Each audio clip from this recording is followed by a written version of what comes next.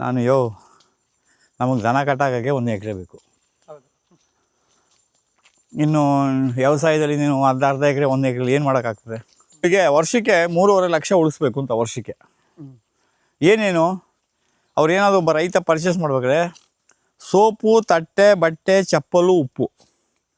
Soap, ಬಟ್ಟೆ, ತಟ್ಟೆ, ಚಪ್ಪಲು, ಉಪ್ಪನ್ನ ಮಾತ್ರ ಪರ್ಚೇಸ್ ಮಾಡಬೇಕು. ಬಾಕಿ 188 ಬೆಳೆ ಹಾಕಿದ್ರು ಅವರು ಅಲ್ಲಿ 1 ಎಕರೆಯಲ್ಲಿ.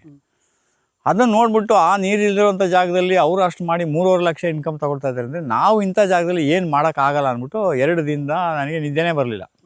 ಹೋಗಬಾರ್ದು. ಎಲ್ಲಿಗೆ ಹೋಗಬೇಕು? ಏನೋ ವಿಪರೀತ ವಿಶೇಷವಾದ ಕಾಯಿಲೆ ಬಂತು ಅಂದಾಗ ನೀವು ಡಾಕ್ಟರ್ ಹೋಗಿ. ಎಲ್ಲದಕ್ಕೂ ಮೆಡಿಕಲ್ ಶಾಪ್ಗೆ ಹೋದರೆ ಅವ್ರಿಗೆ ಪಾಪ ಎಷ್ಟು ಕಷ್ಟ ಇದೆ. ಡಾಕ್ಟ್ರು 3 ಕೋಟಿ 4 ಕೋಟಿ ಖರ್ಚು ಮಾಡಿ ಬಂದರು. ಡಾಕ್ಟ್ರೇ ನನಗೆ ನೆಗಡಿ ಅಂದರೆ ಏನೋ ದೊಡ್ಡ ಐಟಮ್ ತೊಗೊಂಡೋದ್ರೆ ಅವ್ರಿಗೊಂಥರ ಖುಷಿ ಆಗ್ತದೆ. ನೆಗಡಿ, ನನಗೆ ಜ್ವರ, ನನಗೆ BP, ನನಗೆ ಕೆಮ್ಮಲು, ಇದಕ್ಕೆಲ್ಲ ಹೋದರೆ ಡಾಕ್ಟ್ರಿಗೆ ಬೆಲೆ ಬೇಡವಾ?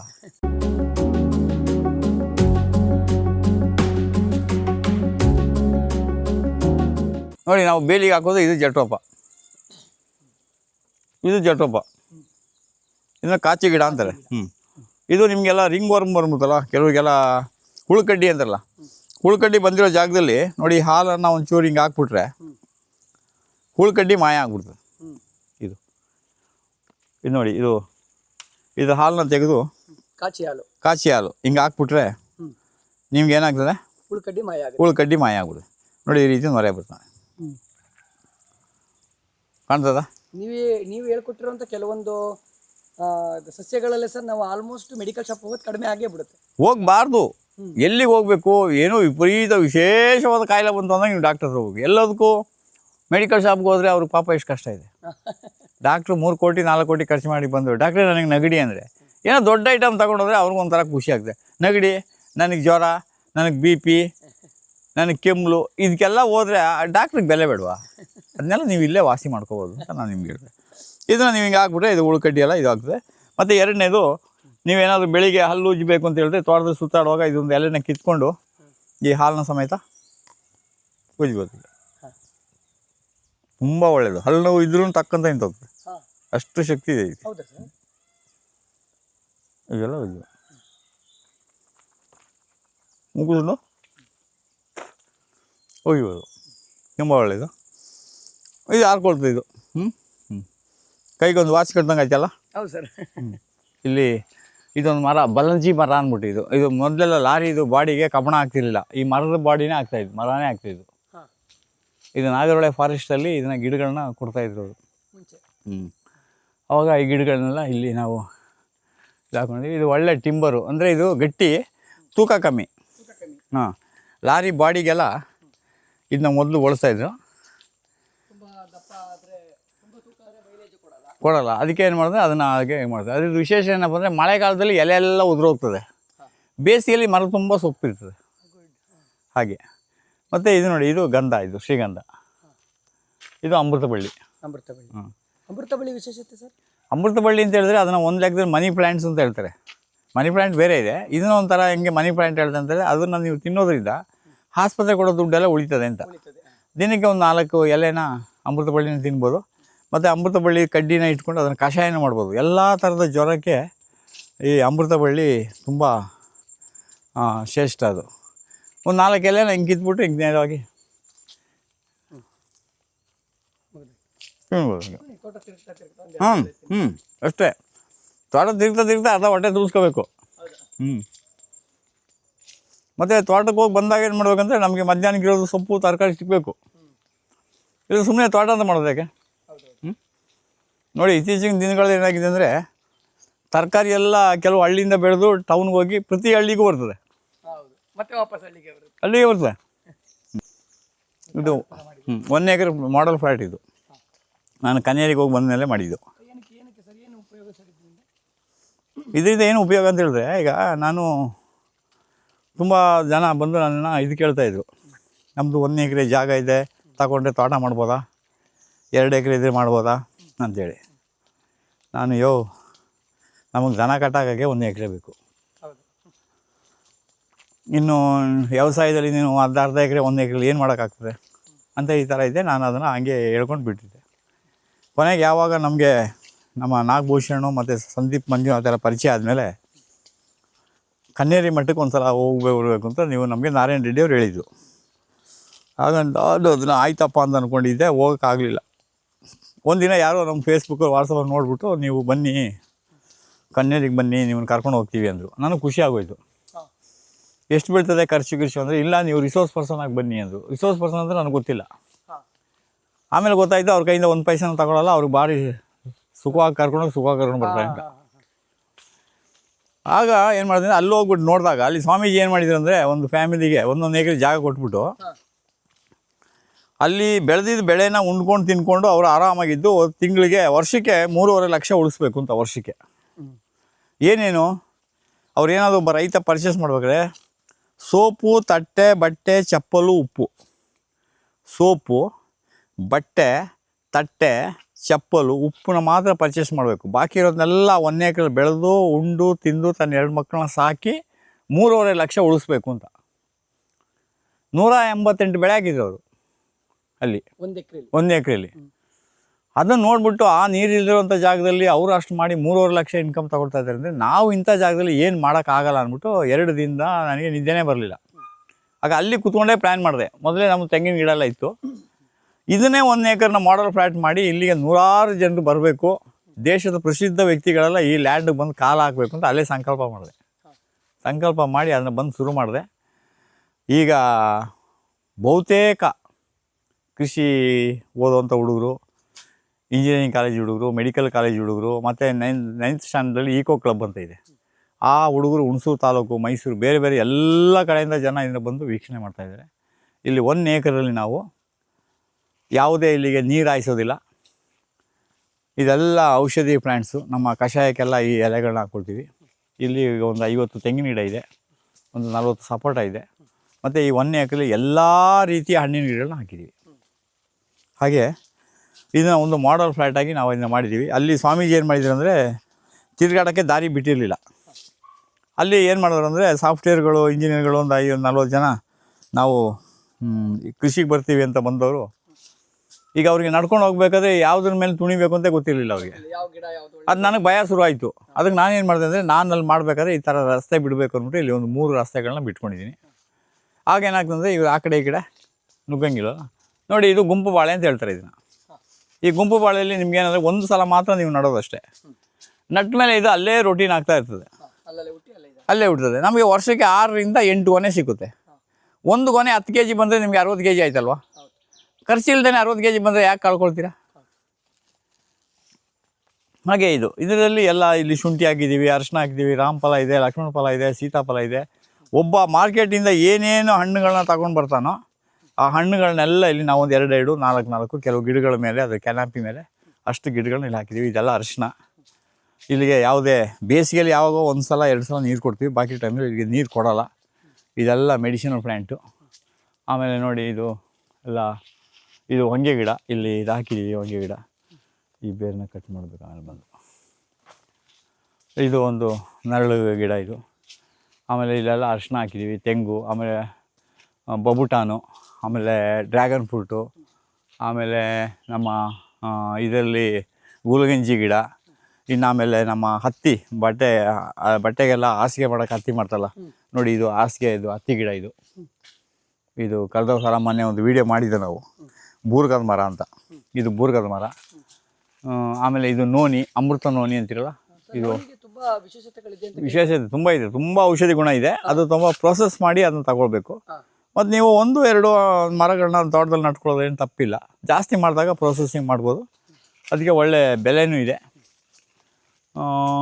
ಆಮೇಲೆ ಇದೆಲ್ಲ ಸಪೋಟ, ಇದೆಲ್ಲ ಮಡಿಕೆ. ಬೇಸಿಗೆಯಲ್ಲಿ ಪಕ್ಷಿಗಳಿಗೆ ಕುಡಿಯೋ ನೀರಿಗೆ ಅಂತ ಇಟ್ಟಿರ್ತೀವಿ. ಈ ಥರ ಮಡಿಕೆನ ಹಗ್ಗ ಕಟ್ಬಿಟ್ಟು ಮಡಿಕೆಯಲ್ಲಿ ಹಿಂಗೆ ನೀರು ಹಾಕಿ ಹಿಂಗೆ ಕಟ್ಟಿರ್ತೀವಿ. ಹಿಂಗೆ ಮರಕ್ಕೆ ಹಿಂಗೆ ಕಟ್ಬಿಡ್ತೀವಿ, ಹಿಂಗೆ ಕಟ್ಟಿರ್ತೀವಿ. ಪಕ್ಷಿಗಳೆಲ್ಲ ಬಂದು ಅಲ್ಲಿ ನೀರನ್ನು ಕುಡಿತವೆ. ಈಗ ಮಳೆಗಾಲ ಆಗಿದ್ದರಿಂದ ಏನಂಥದ್ದೇನು ಸಮಸ್ಯೆ ಏನಿಲ್ಲ. ಈಗ ಇಲ್ಲಿ ತಿರುಗಾಡೋಕ್ಕೆ ಈ ಥರ ಇಲ್ಲಿ ದಾರಿ ಬಿಟ್ಟಿದ್ದೀವಿ. ಇದು ಒಂದು ಕೆಂಪು ಗೆಣಸು, ಭಾಳ ಚೆನ್ನಾಗಿ ಬಂದಿದೆ ಇದು. ಅದರಲ್ಲಿ ಇದೆಲ್ಲ ಮಾಡಿಕೊಂಡು ಹೀಗೆ ಇದೆಲ್ಲ ಸಪೋಟ ಬಂದಿದೆ. ನಿಮಗೆ ನರಳಲ್ಲಿ, ತೆಂಗಿನ ಗಿಡದ ಮರಳಲ್ಲಿ ಖಾಲಿ ಬಿಟ್ಕೊಳ್ಳೋದಕ್ಕಿಂತ ಸ್ವಲ್ಪ ಬೇರೆ ಬೇರೆ ಹಣ್ಣಿನ ಗಿಡಗಳನ್ನ ನಟ್ಕೊಳ್ಳೋದು ತುಂಬ ಒಳ್ಳೆಯದು. ಇಲ್ಲೊಂದು ದಾರಿ ಹಿಂಗೆ ಬಿಟ್ಕೊಂಡಿದ್ದೀವಿ. ಮತ್ತು ಇಲ್ಲಿ ನೀವು ಎಂಥ ಬೇಸಿಗೆಯಲ್ಲಿ ಬಂದರೂ ಈ ವಾತಾವರಣ ಅಷ್ಟು ತಂಪಾಗಿರುತ್ತೆ. ಮತ್ತು ಇಲ್ಲಿಗೆ ಗಿಡಗಳು ಮರಗಳು ಜಾಸ್ತಿ ಇರೋದ್ರಿಂದ ನೂರಾರು ಪಕ್ಷಿಗಳು ನೋಡಿ, ಪಕ್ಷಿಗಳ ಶಬ್ದ ನೋಡಿ ಅಲ್ವಾ. ಯಾವ ತೋಟದಲ್ಲಿ ಈ ಶಬ್ದ ಗಿಜಿ ಸಿಗ್ತದೆ, ಈ ಮ್ಯೂಸಿಕ್ ಎಲ್ಲಿ ಸಿಗ್ತದೆ ನಿಮಗೆ? ಅವುಗಳಿಗಿರುವಂಥ ನಾವು ಹಣ್ಣಿನ ಗಿಡಗಳು ಅದನ್ನೆಲ್ಲ ಹಾಕ್ಕೊಟ್ರೆ ಅವು ನೇರವಾಗಿ ಬರ್ತವೆ ಇಲ್ಲಿಗೆ, ಆಯಿತಾ. ಅವು ನೋಡಿ ಅವಕ್ಕೆ ಎರಡು ಇದು, ಆಹಾರನ ಹುಡುಕಬೇಕು, ಶತ್ರುಗಳಿಂದ ತಪ್ಪಿಸ್ಕೋಬೇಕು, ಪ್ಲೇಸು ಬೇಕು. ಮತ್ತು ಅದು ಸೂರ್ಯ ಮುಳುಗಿದ ಮೇಲೆ ಏನು ಹಣ್ಣು ಯಾವುದು ಆಹಾರ ತಿನ್ನಲ್ಲ ಪಕ್ಷಿಗಳು. ಅದನ್ನಾದ್ರೂ ನೋಡಿ ನಮ್ಮ ಮನುಷ್ಯರು ಕಲಿಬೋದಲ್ವ.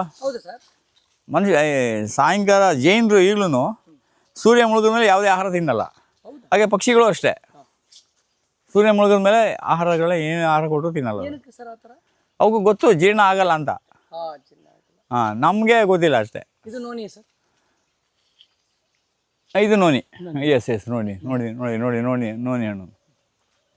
ಇದೆಲ್ಲ ನಾನು ಕನ್ಯಾರಿಗೆ ಹೋಗಿ ಬಂದಮೇಲೆ ಮಾಡಿದ್ಮೇಲೆ ಇಲ್ಲಿ ಆಮೇಲೆ ಎಲ್ಲರಿಗೂ ಜನಕ್ಕೆ ಹೇಳಕ್ಕೆ ಶುರು ಮಾಡಿದೆ. ಹೌದಪ್ಪ ನೀವು 1 ಎಕರೆಯಲ್ಲೂ ತೋಟ ಮಾಡ್ಬೋದು ಅಂದ್ಬಿಟ್ಟು ಈಗ ಸುಮಾರು 200-250 ಜನರಿಗೆ ನಾನು 1 ಎಕರೆ ತೋಟನ ಮಾಡಿಕೊಟ್ಟಿದ್ದೀನಿ. ಈ ಥರ ಮಾಡಲ್ಲ, ಇದರಲ್ಲಿ ಸ್ವಲ್ಪ ಮಾಡಲ್ನ ಬೇರೆ ಬೇರೆ ಥರ ಚೇಂಜ್ ಮಾಡಿ.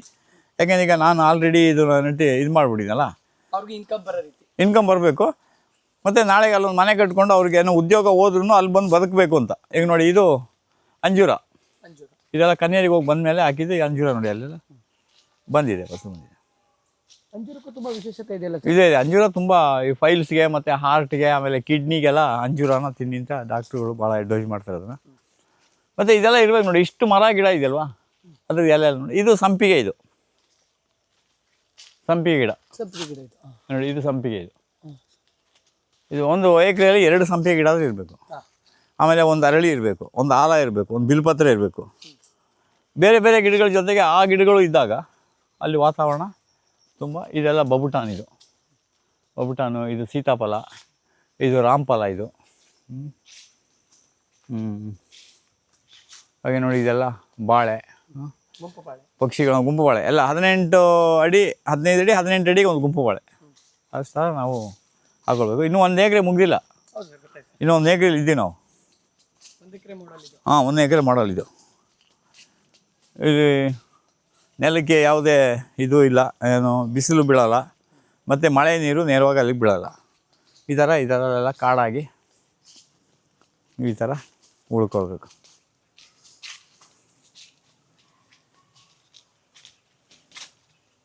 ಇದು ಕಾಫಿ ನೋಡಿ, ಇದು ಮರ ಕಾಫಿ ಥರ ಎತ್ತರ ಹೋಗ್ಬಿಟ್ಟಿದೆ ಇದು.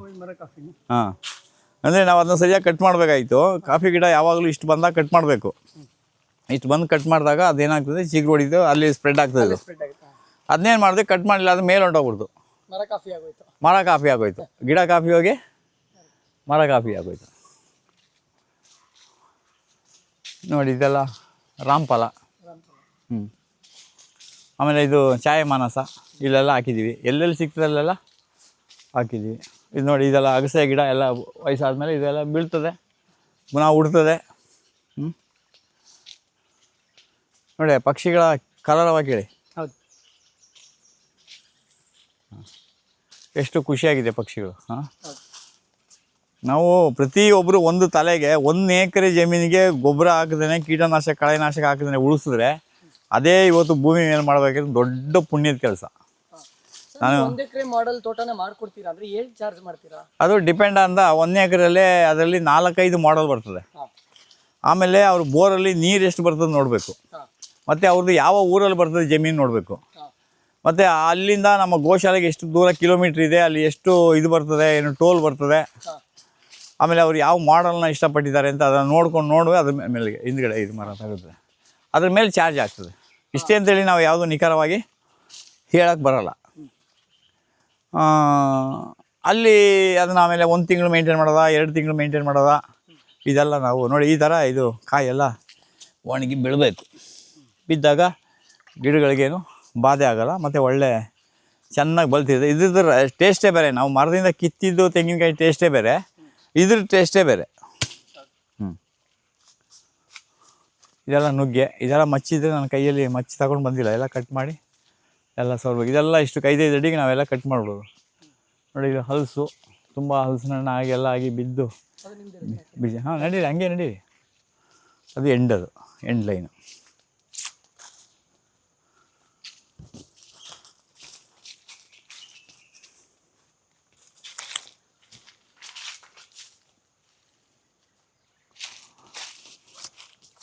ಇದೆಲ್ಲ ಮಾವೆಲ್ಲ ಬಿದ್ದಿದ್ದನ್ನ ಕೋಳಿಗಳೆಲ್ಲ ತಿಂತವೆ. ಇದೆಲ್ಲ ಕಸ ಗಿಸ ಎಲ್ಲ ಬಿದ್ದು ನೋಡಿ. ಇದು ನೋಡಿ ಎಷ್ಟು ಹತ್ತಿರದಲ್ಲಿದೆ. ಮಾವು ಹಲಸಿಗೆ ಎಷ್ಟು 4 ಅಡಿನೇ ವ್ಯತ್ಯಾಸ. ಹೌದು. ಆದರೆ ಬೇರೆ ಬೇರೆ ಜಾತಿಯ ಗಿಡಗಳು ಹತ್ತಿರ ಇರ್ಬೋದು, ಒಂದೇ ಜಾತಿಯ ಗಿಡ ಹತ್ತಿರ ಇರೋಂಗಿಲ್ಲ. ಅದು ಒಂದು ವಿಷಯ. ಇದು ಏಲಕ್ಕಿ, ಇದು ಪೆಪ್ಪರು.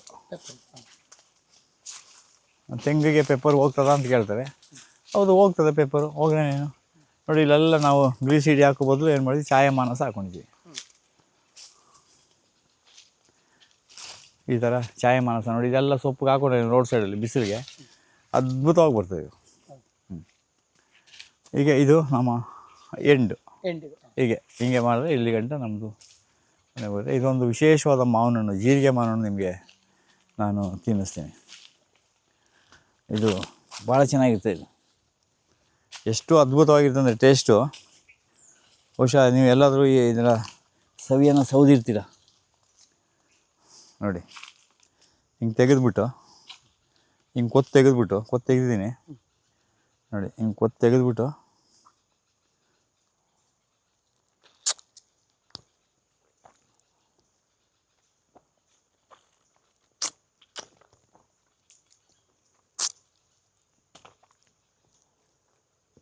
ತುಂಬ ಚೆನ್ನಾಗಿದೆ. ಕೆಮಿಕಲ್ ಹಾಕಿರೋದಕ್ಕೆ ಮಾತ್ರ ಸಿಪ್ಪೆ ತೆಗಿಬೇಕು, ಬೇಕೆ ಸಿಪ್ಪೆ ತೆಗೆದು ಬೇಡ. ಇದನ್ನ ಬೀಜನ ನಾವು ಇದು ಮಾಡಿಬಿಟ್ಟು ವಿಶೇಷವಾದ ಮಾವು ಅಂದ್ಬಿಟ್ಟು ಇದನ್ನ 500 ರೂಪೀಸ್ ಕೊಡ್ತೀವಿ ಒಂದು ಗಿಡ. ಈ ಗಿಡಕ್ಕೆ ಹಣ್ಣು ಕೊಟ್ಟರೆ ಎಷ್ಟು ಕೊಡ್ತಾರೆ? 5 ರೂಪಾಯಿ ಕೊಡ್ಬೋದು. ಗಿಡ ಮಾಡಿಕೊಟ್ರೆ ಗಿಡ ಮುಂದೆ ಕಡೆ ಉಳಿಬೇಕು ಜನರಿಗೆ ಅಂತ.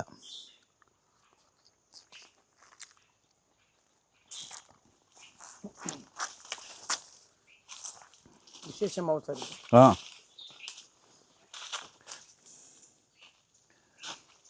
ಬೀಳ್ತದೆ ಬೆಳಿಗ್ಗೆ ಒಂದು 10-20 ಬೀಳ್ತದೆ. ಇನ್ನೆಲ್ಲ ಇನ್ನೊಂದು ಸ್ವಲ್ಪ ಇದೆ ನೋಡಿ, ಅಷ್ಟೇ ಇದೆ. ಮೇಂಟೈನ್ ಮಾಡ್ತಾಯಿದೆ ಒಂದು 20 ವರ್ಷದಿಂದ ಈ ಗಿಡ ಇದೇ ಮೇಂಟೈನ್ಸ್ ಮಾಡ್ತಾಯಿದೆ. ಅಷ್ಟರಲ್ಲೇ ಇದೆ. ಇದೆಲ್ಲ ಇಲ್ಲಿ, ಇದೆಲ್ಲ ಅರಿಶಿನ. ನೀವು ಯಾವ ಟೈಮಲ್ಲಿ ಬೇಕಾದರೂ ಇದು ಅರಿಶಿನ ನಾವು ಬೆಲೆ ಇದ್ದರೆ ಮಾತ್ರ ಆಗಿದ್ದೀವಿ, ಇಲ್ಲದ್ರೆ ಅಲ್ಲೇ ಬಿಟ್ಬಿಡ್ತೀವಿ. ಬೆಲೆ ಇರುತ್ತೆ ಸರ್? ಯಾವಾಗ ಇರುತ್ತೆ. ನಾವೆಲ್ಲ 500 ರೂಪೀಸ್ kg. ನಮ್ಮದು ಫಿಕ್ಸೆಡ್ ರೇಟು.